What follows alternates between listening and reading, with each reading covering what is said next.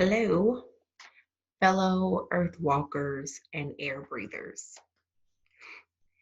Amber Nicole, your favorite diversity specialist, and I just wanted to chat for a quick second, um, kind of in response to all the rioting and the looting that we see around the nation.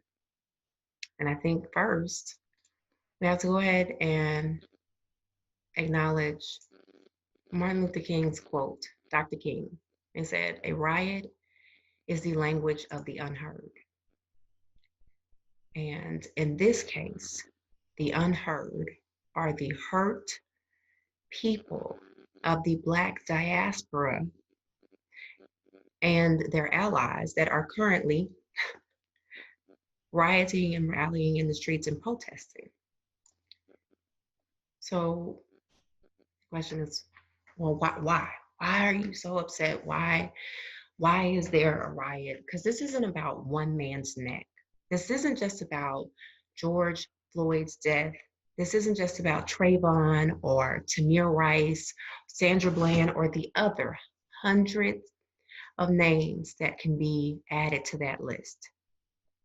This is about oppression and people working in a system, living and operating in a system that is meant purposefully to place barriers on the pursuit of happiness, life, liberty, pursuit of happiness.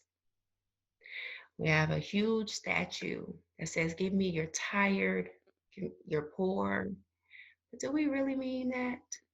Or do we mean it only when they are not Black or brown? So just quick context maybe to the unheard and what is happening right now, what we're seeing. America is 243 years old. 243. My right to vote as a Black woman, okay, comes with the Civil Rights Act of 1964. So my right to vote, the way that the justice system, the way that we say, or the legislation, the way that we change laws and do what's right for the people, my ability to cast my vote and my opinion on what's best for the masses is less than 60 years old, which means that all decisions prior to that were made for me, for us. And I can guarantee you they weren't always in the best interest of us. Let's look at Jim Crow, okay? I hear, but we've had a Black president. We've had 44 white ones. Does that mean that the first 43 weren't racist? Does that mean that they assisted in dismantling the systemic or systematic oppression of minorities? No. Our country has a history of not listening to the minority, not just Blacks, but we would be remiss to not acknowledge the struggles of Native, Indigenous, and Black people in this country. We appreciate immigrants when we're talking about pilgrims and when we are talking about Thanksgiving and people coming here and fighting for their rights, and they're patriots and they're strong. But when you see people that have been oppressed, who have been unheard, unable to assist and participate in justice, in legislation, even to be judged by a jury of their peers. What does that look like? A jury of their peers.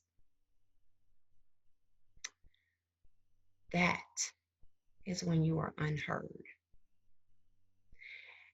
And there's only so much pressure that you can place on anything before it either combusts or implodes. Let me say, I do not condone rioting, but I will not condemn rioters because, again, it's the voice of the unheard. And if we're going to look at the what and the how, then we had damn well better be ready to look at the why. Period. Like I said, I didn't come to stay long.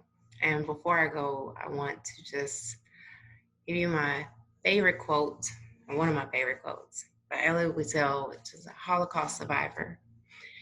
And he said, "We must take sides.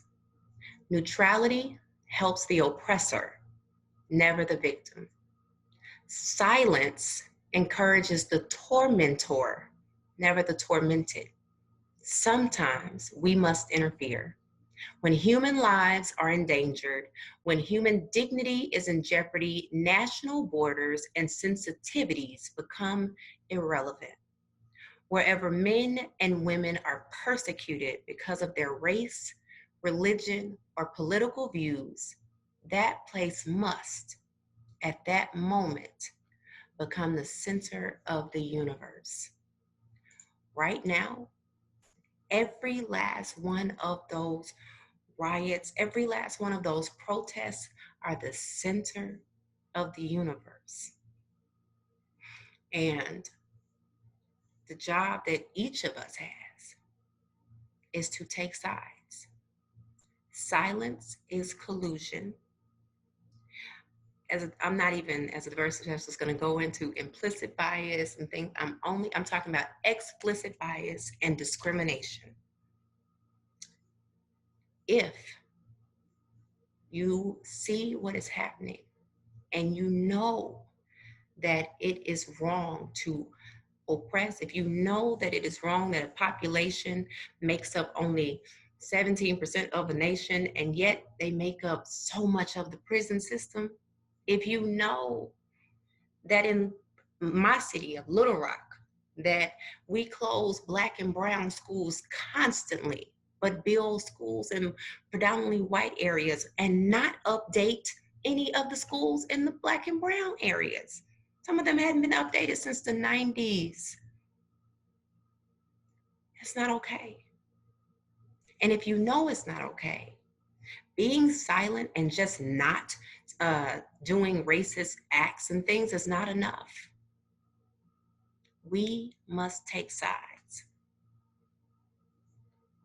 You have to decide where yours is.